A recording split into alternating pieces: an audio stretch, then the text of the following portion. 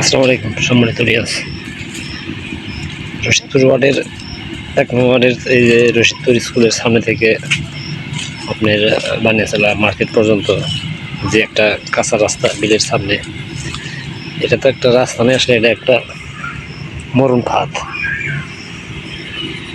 এখান দিয়ে আসলে এই যে দেখেন, হাঁটা তো যাই না, আপনার পায়ের মধ্যে আপনার কেজি 5 করে মাটির দলা লেগে যায়। ছাত্রছাত্রীরা যখন স্কুল ছুটি হয় হাঁটতে পারে না।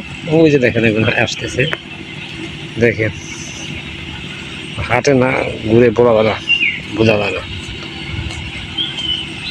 চরম অবস্থা।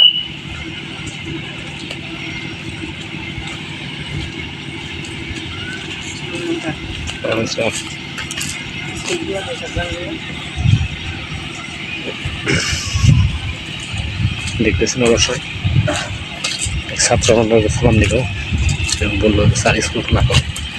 আসলে মনোযোগ হলো এই রাস্তার প্রতি, এই জন্য আমাকে ভালোভাবে কোনো কিছু জিজ্ঞেস করতে পারলাম না। আর রাস্তায় দাঁড়িয়ে থাকা যায় না, হাঁটাও যায় না। খুব সুন্দর রাস্তা। চাপার ইউনিয়নের মতো জায়গায় যদি রশিদপুর একটা প্রসিদ্ধ গ্রামে যদি এরকম রাস্তা থাকে, কিন্তু রশিদপুরের উন্নয়নটা আসলে হইল কোন জায়গায়?